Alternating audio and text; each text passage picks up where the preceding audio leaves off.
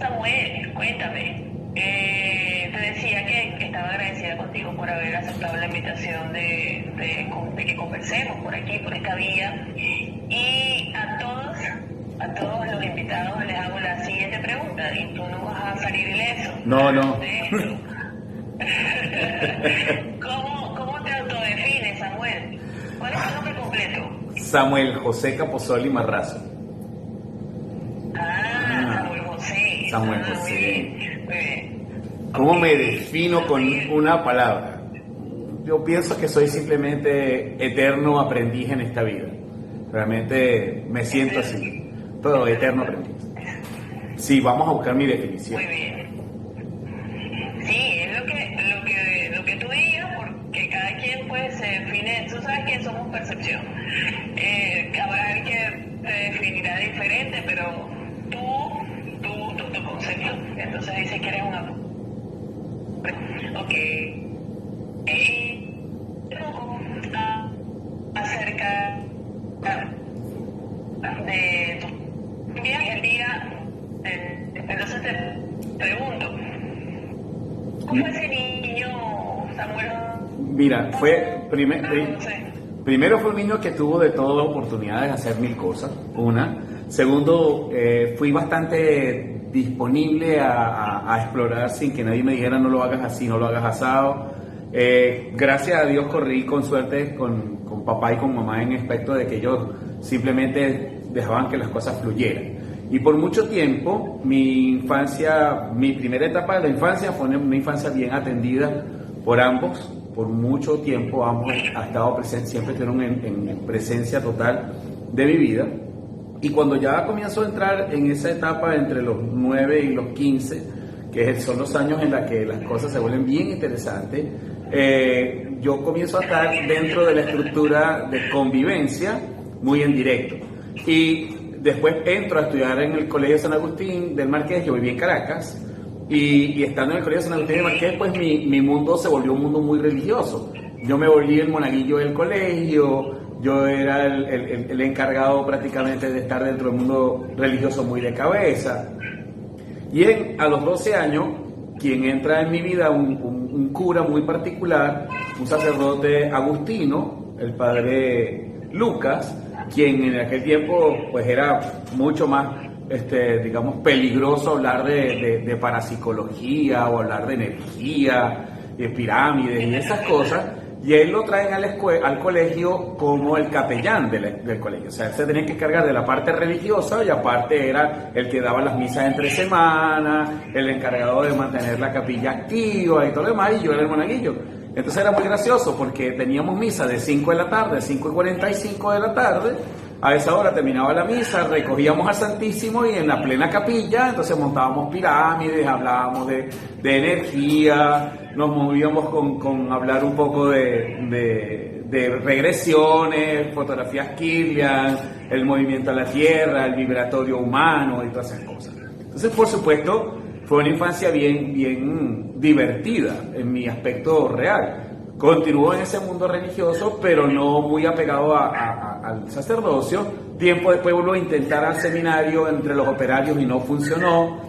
Me involucro mucho en actividades religiosas, pero ya después cuando voy a la universidad, termino en la Universidad Católica Andrés Bello a estudiar ingeniería. Y de inmediato, recién llegado, yo soy ingeniero civil, sí, de profesión. Estudiando en la Católica, pues me quedo instalado dentro del mundo del Centro Católico Universitario. Y pues por supuesto tenía mucho acceso a los jesuitas. Comienzo a hacer ejercicio de San Ignacio de Loyola, me involucro mucho con los curas y termino haciendo hasta el 5.º nivel. Ellos son 7 niveles. Normalmente muchos de los grupos de estudios de ese tipo de ejercicio son afuera porque son muchas horas de silencio, muchos días de soledad en ese aspecto.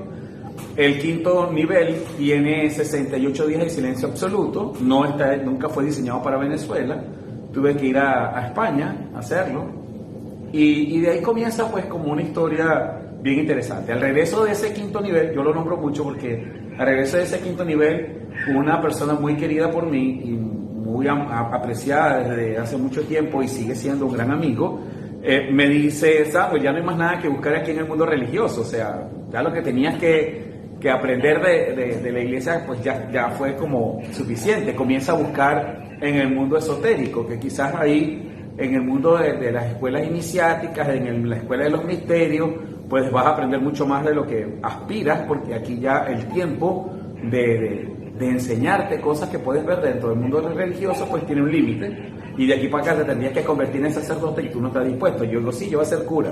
No, yo no voy a ser cura, yo voy a ser padre. ¿Pero cómo eso? Pero padre de familia, porque no nada que ver con la iglesia católica dentro del mundo católico. Entonces, O sea, lejos del celibato, lejos. nada, no, por Dios. Si yo estaba convencido que si, imagínate, si entre jesuitas ese era el voto de castidad, imagínate cómo será el voto si ese es el voto de pobreza, cómo será el voto de castidad. Teniendo todo el poder económico que se tiene, pues imagínate tú cómo era el voto de castidad. Entonces yo echaba mucha broma con eso. Él comienza a impulsarme dentro de la masonería, dentro del rosacrucismo. Empezamos a estudiar juntos Golden Dawn, magia. Él se separa porque continúa con sus trabajos a nivel religioso, porque es un sacerdote bien interesante, y yo continúo mi mundo mágico. Pues por supuesto Golden Dawn, Mordor, Templi de Oriente, Wicca, el Telema, entonces me convierto en cardenal de la Telema, y todo ese tipo de cosas pues hizo que me metiera mucho en el mundo mágico. Pero es también él el que impulsa el estudiar en Salamanca mis estudios de geometría sagrada, y es quien realmente me sirvió como de tutor al principio. Inclusive yo puedo soltar un secreto, Lili, que es que mis guías de estudio de geometría y los primeros pasos de Rosa Cruz me llegaban a través de las maletas de los paquetes de documentos que viajaban entre los jesuitas. Cosa loca, porque Ok, iba ahí como encubierta la cosa. sí, mandaban todo a la Universidad Católica de Salamanca, de Madrid, y de ahí mandaban en la valija a Venezuela. Y cuando llegaba la valija a Venezuela, pues llegaba correspondencia mágica para mi persona. Así estuve trabajando con ellos 4 años, más o menos. Y después, pues bueno, quedó muy instalada la amistad, ¿no? Me hiciste un recorrido y te fuiste volando para allá. Bueno, me quiero quedar pegadita porque me llama la atención y también saber si parte de ese niño ya era un niño ¿cuál era tu búsqueda? Cuando conseguiste a ese cura que cuentas que era bien particular, que lo conociste y te introdujo en un montón de cosas, ¿cuál era el pensamiento de Samuel como niño? O sea, ¿cuál era la búsqueda? ¿Cuál era tu mayor? Siempre supe que había algo más que simplemente un cuerpo físico. Decía, bueno, hay un cuerpo físico, hay un Dios que nos tiene instalados en este plano físico, pero ¿y a qué vinimos y qué somos? Simplemente un cuerpo que va a crecer y se va a hacer papá o se va a hacer mamá, y después entonces la historia de tener hijos y ser profesional. ¿Es solo eso a lo que veníamos? Entonces es como investigar, indagar. Siempre hubo el indagador, el investigador. Por eso que digo que siempre soy el eterno aprendiz. Hace rato por ahí andaban algunos de los de siempre por aquí cerca y me decían, ¿qué estás haciendo? Estudiando. Pero ¿cómo que estudiando? Sí, tengo cosas que estudiar. ¿Por qué? Porque siempre hay un tiempo para eso. En esa edad había como la sed necesaria de saber qué éramos, a qué vinimos. Si era simplemente a ese mundo de continuar religiosamente los pasos preestablecidos o había algo más. Y Lucas fue quizás un impulsador secreto, digo yo así, el padre Lucas para mí fue un impulsador secreto, porque me hizo ver un mundo dentro del mundo religioso que era algo más que simplemente la misma religiosidad católica, apostólica, romana, la misa, el evangelio y todo lo demás, y que había un misticismo oculto y energía oculta en nosotros, disponible para nosotros para ser quienes somos hoy por hoy. Entonces decía, por ahí sí la cosa sí me interesa. Y quizás tuve la dicha o la ventaja mágica, vibracional, personal, de atraer siempre esa oportunidad de informantes, digo yo, de información que busco y que me llega de manera muy particular. A mí muchas veces me dicen, Samuel, ¿de dónde tú sacas tanta información? Bueno, digo, bueno, desde las redes. Me dice, Samuel, ¿de dónde tú sacas tanta información? Bueno, digo, bueno, desde las redes, de mis maestros y de mis antiguos maestros y tal. Me dice, pero es que es impresionante, yo también paso todo el día frente al computador y no consigo ni la mitad de lo que tú consigues. Y digo yo, bueno, pero no es solo buscar, es saber dónde buscar. Y a veces lo dejo fluir, simplemente lo que hago es dejar fluir. Y en aquella edad también me pasó lo mismo. Yo atraje seguramente a Lucas, creo en esa energía de atracción por la necesidad de información, y mi alma hizo todo el trabajo de aprender de él de manera particular. Si alguien me hubiera preguntado a los 12 años si pensaba que iba a hacer lo que estoy haciendo ahora, le iba a decir que estaba loco. Yo era siempre un niño, simplemente un adolescente de 12 años, o sea, con las mismas expectativas de 12 años, las mismas ilusiones de tener novia, el mismo mundo igualito que todos los demás humanos de esa edad, para hacerme entender. O sea, yo no tenía ninguna diferencia que me dijera, no, yo me voy a dedicar intelectualmente al mundo intelectual y no quiero nada con nadie. Mentira. Jugaba básquet, corría, saltaba, fastidiaba, echaba broma, fisgoneaba, observaba, igualito que todos los demás, pues, de mi entorno. ¿Y en la casa de la familia había algún personaje, alguna abuela, algún abuelo, que te hacía como el guiño, o que te llevaba por algún recoveco de información, o que ya te veía, pues, porque tenía esa cualidad? 3 cositas. 1, mis abuelos todos estaban en Italia.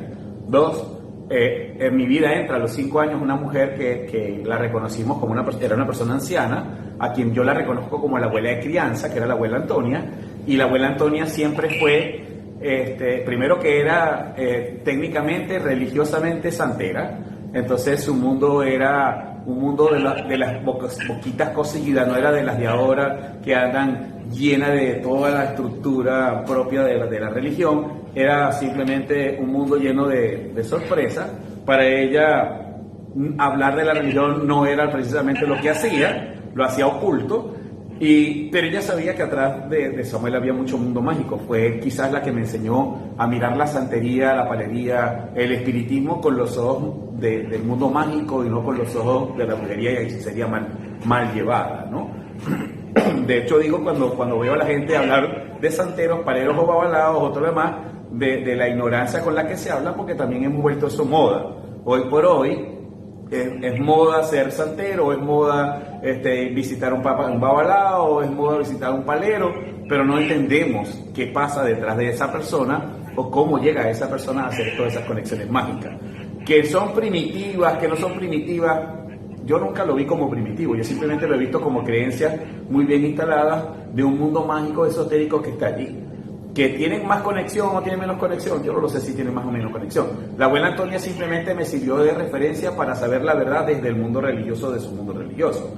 Pero te puedo soltar otro secreto. Quien me enseñó a mí a quitar mal de ojo fue mi abuela paterna. Te mostró un montón de cosas, te mostró un montón de cosas, imagino, ¿no? Y ahí, claro, y me mostró realidades. Curiosidad. Claro, imagínate que la que me enseña a mí realmente a quitar mal de ojo fue mi abuela paterna, donde se supone que en Italia no son nada brujos y no son nada mágicos y todo lo demás. Te digo que eso es mentira. Eso es todas partes. Eso es mentira. Eso es todas partes, eso es Sí. nacionalidad. Y me acuerdo que yo le preguntaba a la abuela, ¿y cómo sabes tú esto? Eso son cosas que se han aprendido de generación en generación. O sea que tú tienes algo de gitana y de bruja también, me decía. Entonces atendía esa situación. Y te voy a soltar otro dato más. Mi mejor cómplice, mi compinche, mi pana, mi secreto, mi socio, mi todo, era mi papá. Yo le decía a mi papá que yo iba a iniciarme en algo y él me llevaba, él me buscaba, él preguntaba, indagaba. A pesar de todo lo que podamos decir, que los europeos dicen que no creen en el mundo mágico. Son más mágicos que nosotros, no sé cómo es ese cuento. Somos alma, independientemente de donde estemos, y esa necesidad sale tarde o temprano. Así que uno más despierto que otro, pero eso está allí forma parte de nuestro ADN como humanos, Sí, como raza. y además Mira, está en la búsqueda, ¿no? y otra cosa, sí, qué lindo y gracias por compartir esos secretos de Samuel por acá, por este espacio. Y ya que mencionas a tu papá, te quiero preguntar entonces que esa relación fue muy cercana, fue muy linda, Sí. muy del partner, Ujú. incondicional, ¿no?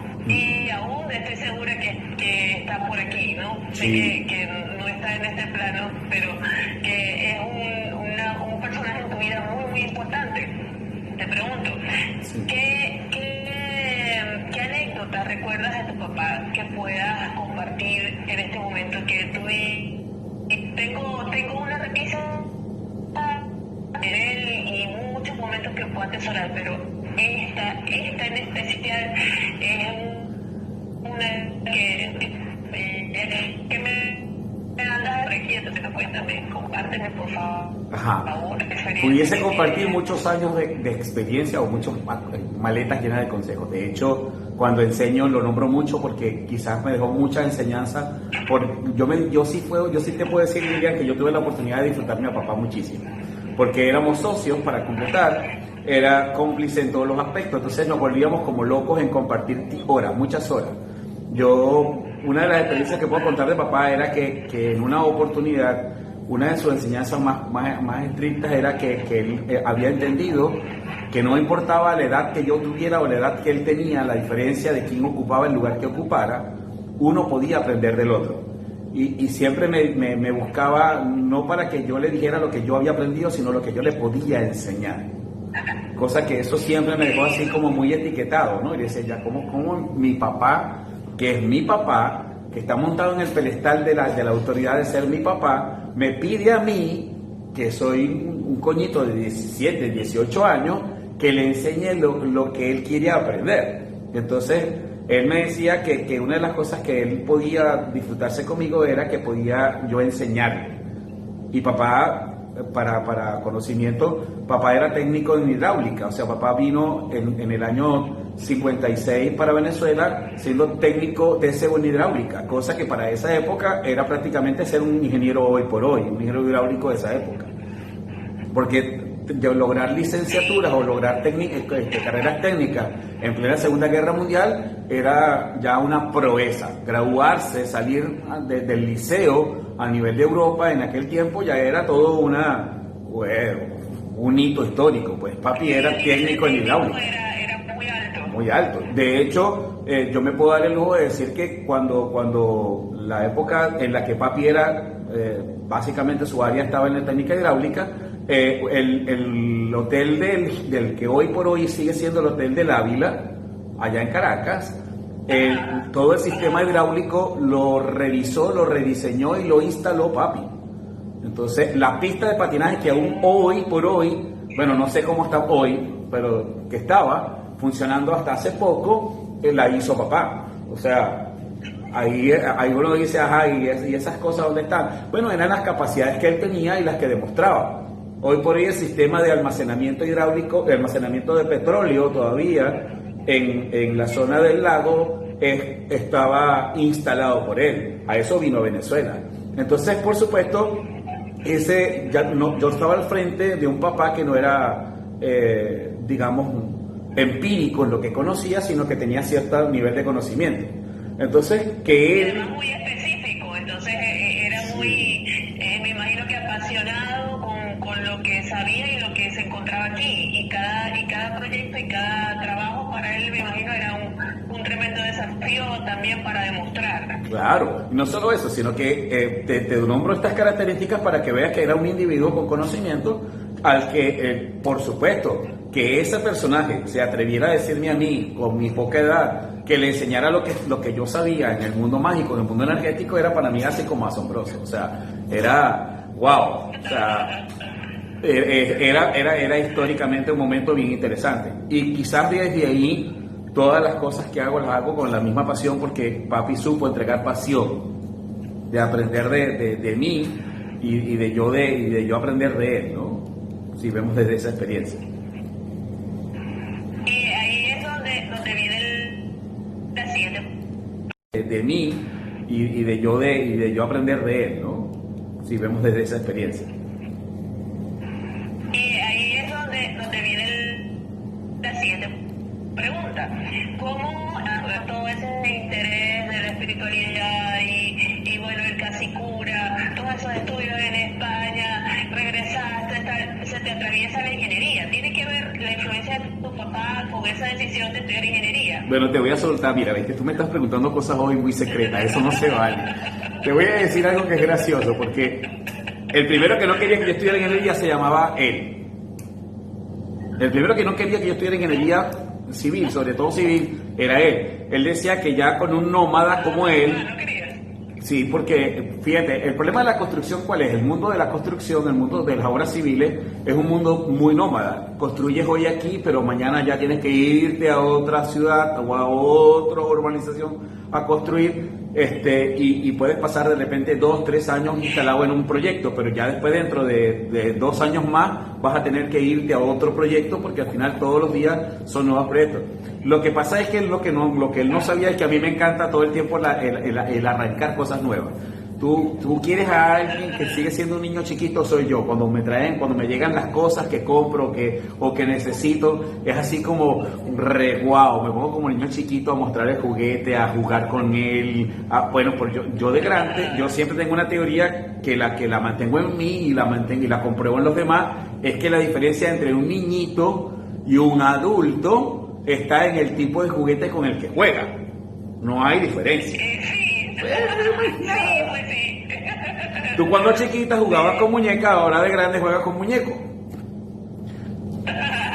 Sí, otra cosa más. Pero... Otro muñeco. Yo no estoy diciendo que muñecos, ¿ok? Pero así estamos.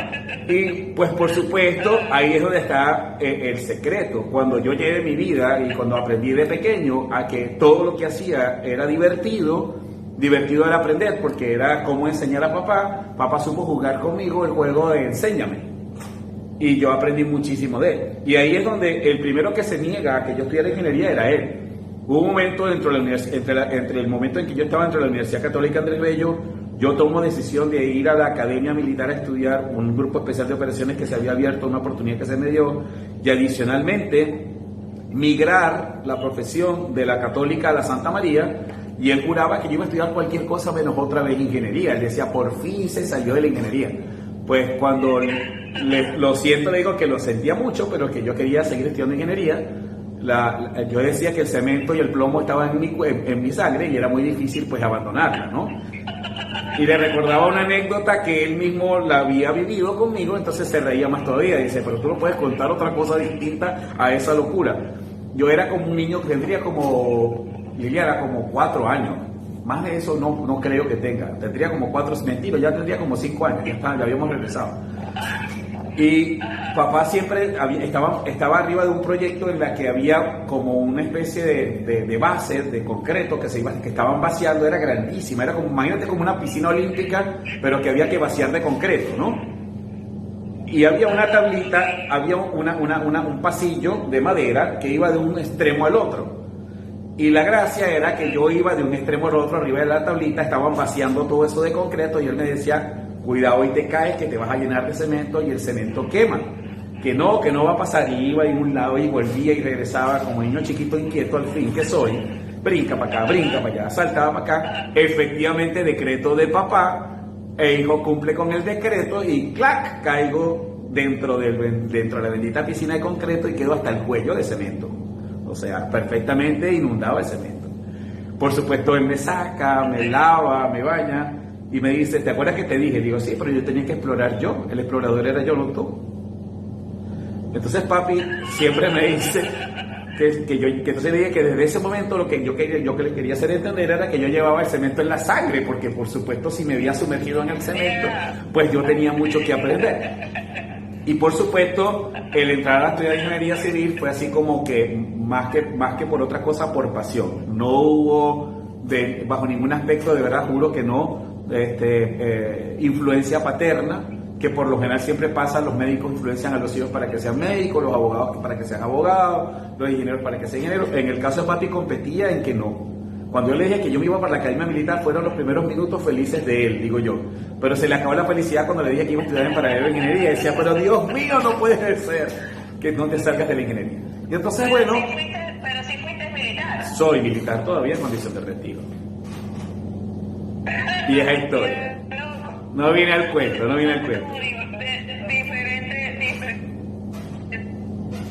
De facetas. Claro. Claro, viene el caso. Son cosas secundarias. Al final, este mundo mágico que llega a mí a través de la universidad o que impulsan la otra figura que no fue paterna, pero que todavía siguen siendo grandes amigos. Ya este año me enteré hace pocos días de que ya uno de ellos ya no está en este plano físico, otra vez se volvió a ir otro amigo, pero bueno, son cosas que pasan de esa manera, que es Álvaro Lacasta, y el otro, pues que sí, que está todo a la flor de piel, que es Ugalde. El padre Ugalde fue realmente mi mentor dentro del proceso mágico, porque fue quien dijo hasta aquí, de aquí para acá no continúes aquí adentro, tu mundo es un mundo que necesita más alimentación del mundo más de la energía, aprende más cosas que nosotros dentro del mundo católico no te puedo explicar. Entonces, pues, por supuesto, no sé si te suena el padre Ugalde, pero te puedo decir que primero es el rector actualmente de la Universidad Católica Andrés Bello Venezuela, segundo sigue siendo el gran rector oficial de los jesuitas a nivel mundial, y tercero es el confesor del Papa. O sea, puede ser cualquier loquito de carretera, pero ese es el personaje. Tengo ahí varias personas cercanas que están asociadas a los jesuitas. Sí, sé quién es el padre Ugalde. Entonces, Ugalde fue quien realmente fue en un momento determinado el que le dijo el detonante a meterme dentro del mundo mágico, dentro del mundo, sobre todo dentro del mundo de la geometría, ¿no? Y dentro del mundo de la energía. Si hay más cosas que aprender y menos cosas que practicar. Entonces, bueno, está bien. Y así fue que entré en todo este asunto. ¿Y en qué momento de la historia mágico? ¿A qué edad? Decidiste que, bueno, sí, yo soy pero llega la hora, porque eso también usualmente es un llamado en la que debemos formar a otros. Mira. Deben estar otros en proceso porque involucrará a sí. Mira, en el 2010-2011 yo primero viví 2 años antes un periodo difícil. En el 2008 tomo decisión de salir de Caracas e involucrarme en otra situación fuera del área metropolitana de Caracas. Me mudo a Carabobo. Pero también hay una toma de decisión personal de retirarme del área de seguridad y el área militar. Y a mí no se me da la baja, pues entro en frustración. Entré en un proceso de descontrol porque deseaba estar fuera ya del sistema bajo razones personales que no vienen al caso, pero que hacían que tomé decisiones. Y muy metido dentro del mundo mágico, muy metido dentro del mundo de la Wicca y muy metido dentro del mundo de Telema, comienzo a entrar en contacto con la gente que son mis hermanos masones de Valencia, y estando entre ellos pues comenzó como un periodo de intercambiar información, ¿no? Filosofar. Ese tiempo de sentarnos a hablar así como estamos haciendo ahora de algún tema en particular y empezar a hablar de la inmortalidad o hablar del proceso de intercambio de energía o de por qué las mujeres tienen un manejo de energía distinto al del hombre, cuál era la diferenciación cabalística y todo esto, pues comenzó un proceso como de intercambiar información y nace lo que las llegamos a reconocer primero como las tertulias de Auyama Café, y después las convertimos en los conversatorios de Auyama Café. O sea, nos reuníamos de todas las filosofías. Había masones, rosacruces, cabalistas, compañeros míos de Telema, compañeros míos de Wicca. O sea, habíamos de todo un poco, que los jueves o viernes pues nos sentábamos a tomarnos un café a golpe de 3, 4 de la tarde, y era la 1 de la mañana todavía estábamos tomando café y comiendo tortas y hablando de estos temas. Y hubo 2 personas en particular. Uno fue Guillermino Martínez, quien hoy por hoy está en las grandes logias de México, estaba en Venezuela en ese tiempo, y el otro fue José María González, que está en España hoy por hoy, que su mundo masónico no existía. Él era básicamente una persona muy allegada a mí por razones personales, era un buen amigo, tenía una empresa de aluminio, y entonces era el que me decía: ven Samuel, necesito irte a buscar porque es que tengo que resolver el problema de una ventana. jamás se me va a olvidar eso. Una ventana, sí, una ventana que no logro engarzar, no la sé ensamblar. Entonces yo, entonces por el camino empezaba a preguntar, Samuel, ¿qué opinas tú de los Illuminati? Entonces empezamos a hablar de los Illuminati. Cuando yo venía a ver, me había ido a buscar supuestamente para una ventana y a las 3 de la mañana nosotros ya estábamos hablando de cualquier cosa menos de la ventana. Y él me llega y me dice en un momento determinado, Samuel, ¿tú no crees que es hora de que enseñes de todo lo que has aprendido? Te vas a morir algún día y no lo vas a entregar a nadie. O sea, la gente no va a saber ni la mitad de lo que has logrado acumular tú, ¿no?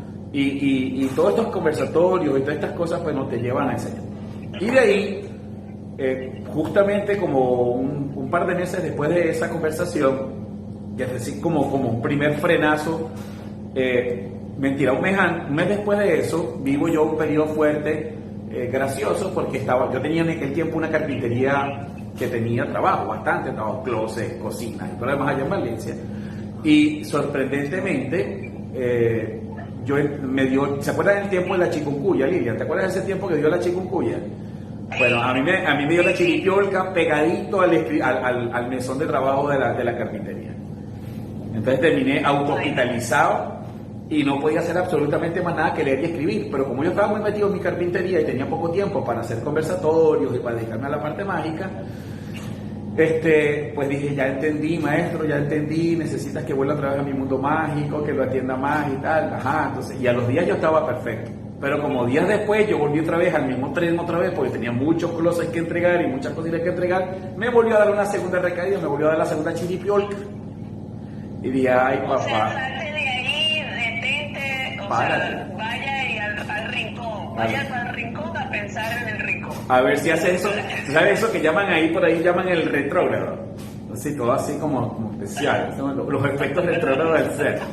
Yo he logrado entender que las enfermedades en el humano son los retrógrados, son el momento en el que tu sombra sale a flor de piel y te paraliza porque sí, o te paras o te paras, o sea, ¿lo entiendes o no lo entiendes? Es necesaria. Sí, entonces es la mejor forma de darte cuenta evidentemente que te tienes que paralizar, y tan que es así que lo que estamos viendo ahora, que estamos viviendo el COVID, yo siento que lo que estamos viendo en el COVID es nuestro momento más retrógrado importante, porque trascendemos en entender cuán importantes somos para nosotros y cuánto daño hemos hecho creyendo que nunca se va a salvar el planeta, y que apenas en 15 días después de haber empezado toda esta paralización casi global, digo casi porque no todo el mundo se paró, pero casi global, hemos visto una naturaleza volviendo a renacer, un aire limpio, unas capacidades de poder descubrir los humanos que somos y los intelectuales que somos.